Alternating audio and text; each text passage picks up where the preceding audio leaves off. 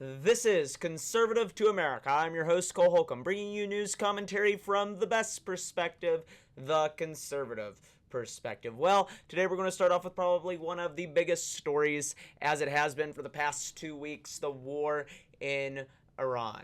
Meaning, today is the 14th day of military action in the war in Iran. Meaning, tomorrow we will have entered week 3 of the military action in Iran. President Trump and Prime Minister Netanyahu have delivered together with American and Israeli forces stunning blows to the Iranian regime. The regime is clearly standing on their last leg, or as you could say, they've had both of their legs blown out from underneath them, and now they're standing on their last on their last kneecap. In a way, you could say that everything has been blown out from underneath them, and they are just kind of standing there, getting ready to be toppled over. The regime, of course, though, it's not going to fall easily. So what they do whenever we kill their Ayatollah? Well, it makes sense. They instated, they put in a new Ayatollah, which is, I'm probably going to butcher his name, but it doesn't matter because this guy is terrible. He is very wicked, so if I mess up his name, so what? Mojtaba Khamenei.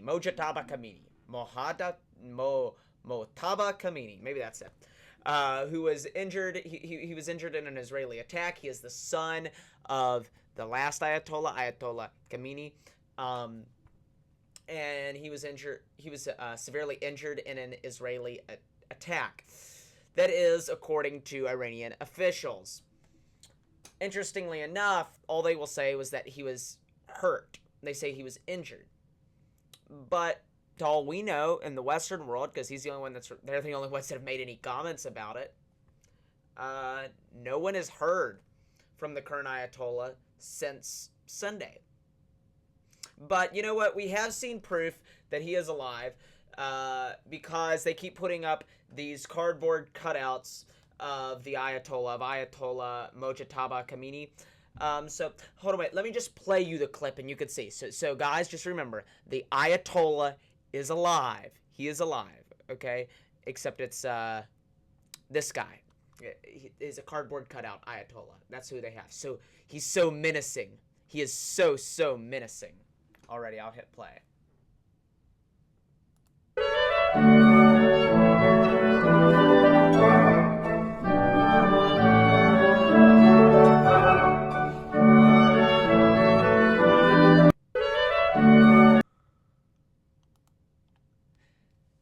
That is insane.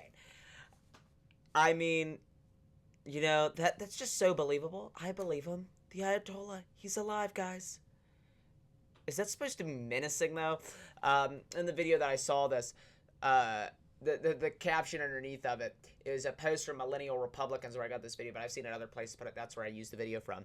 And it says, this feels like an episode of South Park. That is so true. This does feel like an episode of South Park, looking at what the Iranians are doing in Iran.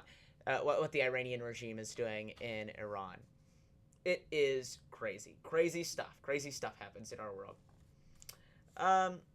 But as I was saying, for all we know, Ayatollah Mojtaba Khamenei, he could currently be unconscious. He could be in a coma. He could not even be the Ayatollah. He could be dead. He could not even be in this world anymore.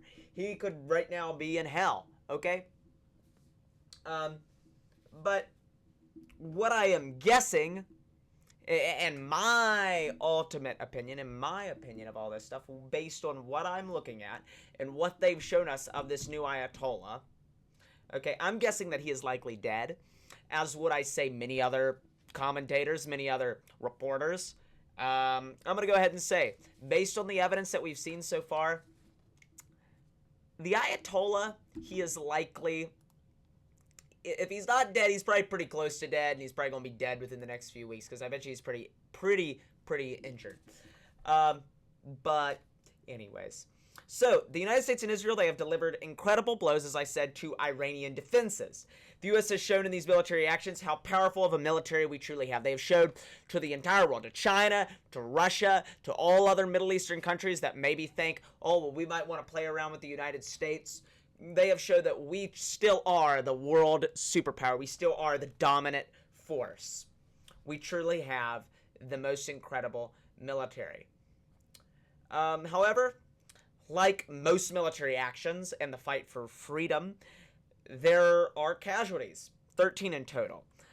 Today, a United States refueler went down over Iraq, killing 6 U.S. service members, according to CBN News. This is what CBN News said about this. All 6 crew members of a KC-135 refueling aircraft that crashed while supporting operations against Iran are dead, the U.S. military said Friday. U.S. Central Command, which oversees the Middle East, said the crash in western Iraq on Thursday followed an unspecified incident involving 2 aircraft in friendly airspace, and that the other airplane landed safely.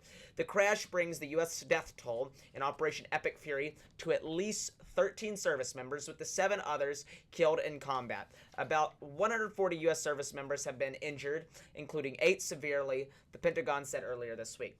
The KC-135 has been in service for more than 60 years and has been involved in several fatal accidents, most recently in 2013. The article then goes on to read. It says U.S. Central Command said the circumstances of the crash are under investigation, but that the loss of the aircraft was, get this, was not due to hostile or friendly fire. It was not due to hostile or friendly fire. A U.S. official who spoke on condition of anonymity to discuss the developing situation said the other plane involved was also a KC-135.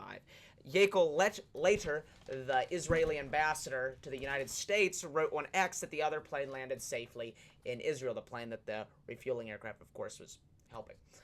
General Dan Cain, General Dan Cain, the chairman of the Joint Chiefs of Staff, told reporters at the Pentagon on Friday morning that the crash occurred over friendly territory in western Iraq while the crew was on a combat mission, and reiterated that hostile or friendly fire was not the cause. Speaking at the same news conference, Defense Secretary Pete Hegseth called the crew heroes. He said this, and I quote, "War is hell, war is chaos," end quote. Hegseth said, begin quote, "And as we saw yesterday with the tragic crash of our KC-135 tankers, bad things can happen. American heroes of all of them," end quote. Hegseth and Cain spoke to reporters before the death of the 6 crew members had been made public. Yang Yuk, a security expert at the South Asian Institute for Policy Studies, said it would be rare for a refueling tanker to be down by enemy fire because such operations are usually conducted in the rear of combat zones. So, with that being said, it is still very sad whether it was Iranian who took them down, or the plane just, whether it was an Iranian who took them down or friendly fire, or if it just came out of the sky and it crashed. And that terribly... no matter what, it's terribly sad, and they were still war heroes because they were helping out in a war. But I'm sure that everybody probably understands that. But it is just incredibly sad that this has to happen, but it's a part of war, and sadly it probably likely will not be the last. But hopefully this war will begin to wrap up. President Trump said that I keep using the term war. I don't mean war. That's just what you call military action oftentimes whenever you think of it. It's really a military action. Underneath what we classify as war, this is not a war. This is a military action. So with this military action that's going on in the Middle East, President Trump said that he will end the military action whenever he gets the feeling that Iran is no longer a threat to the United States. But the military action in Iran has caused a war on the home front, has caused a war on American soil, a war against terrorists and sleeper cells put up by Iran. The United States is under attack, not just abroad, but also at home. It seems now that terrorist attacks in the United States are becoming a daily occurrence, whether that be in the state of Texas or outside of Gracie Mansion in New York City on the streets. in the college classrooms of Virginia at Old Dominion, or even in elementary schools in Texas. The list continues to go on and on. Will the attacks stop? The question becomes. Eventually, the answer is yes. Immediately, the answer is no. We are under attack in America. That is a scary thing to say, but it is true. We are under attack in America. There are terrorists who have snuck onto our soil. Thank you, Joe Biden. We call them sleeper cells. They work with you. You see them in the grocery store around town.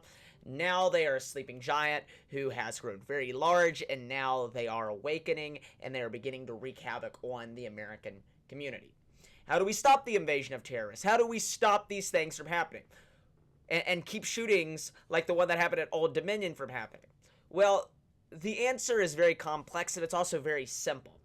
The complex and how to keep this, it's very complex to how to keep the sleeper cells from attacking people that are already here. That's a complex question. But those who have not come to the United States, that's a simple answer. That's a simple answer. There is a simple answer. What is that simple answer? Well, it's to shut down all immigration from terror nations and a solid amount of third world nations where it is very hard to vet the people that come into our nation. Quite frankly, like countries like Somalia. So, that's a sad statement, but drastic measures must be taken in order to keep Americans safe. Thanks to President Biden and his immigration policy and Democrats wreaking havoc on our country for 4 years underneath the Biden administration, we may already be at this country at the point of no return for sleeper cells. But we will continue to follow the story on war on the home front as we go into next week, and as the military action in Iran continues, and as, quite frankly, these terrible terrorist attacks happen across our nation. I ask every single American to pray that God would send his hand of guidance to our nation, hand of wisdom, and hand of protection upon our nation. Now, speaking outside of military action and terrorist attacks and stuff with Iran, let's go into some protecting American elections. So some politics here on the home front. Of course, the midterms are this year. Things are looking maybe bright for Republicans, maybe not so bright. It can feel like it goes back and forth day by day. But today I'm going to talk about the SAVE Act, just kind of a little portion of the SAVE Act. Majority Leader John Thune has announced that the SAVE Act will be brought before the Senate sometime next week. Kalshi, I'll show you, currently has the bill as unlikely. Let me show you what it looks like currently on Kalshi. So right now, it currently rests at an 11.4% chance of it becoming law. Versus on January the 31st, where it stood at a 28.8% chance. What a drastic drop. Now, of course, betting markets are not the place to go and figure out where things are going to come true. So, but it is, though, it's a good sign. It can show you some information on the way that people are thinking and what we can see. But Kalshi currently has the passage of the bill as unlikely.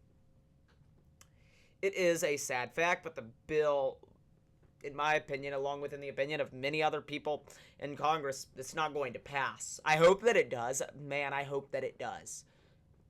But I'm not counting on it. But I do urge every single person watching my podcast, every single American, call your senator and urge them to pass the SAVE Act. Urge them to pass the SAVE Act. The SAVE Act is the only thing that's going to save American elections, and the only way to save our country is through saving our elections. We must save our elections. We must save our country. We are at a breaking point, as I always talk about. We are at that moment, like Ronald Reagan said, where we will either enter into 1,000 years of darkness or into 1,000 years of a bright, shining America. Well, I'm Cole Holcomb, bringing you news commentary from the best perspective, the conservative perspective, and this is Conservative to America. Have a great weekend.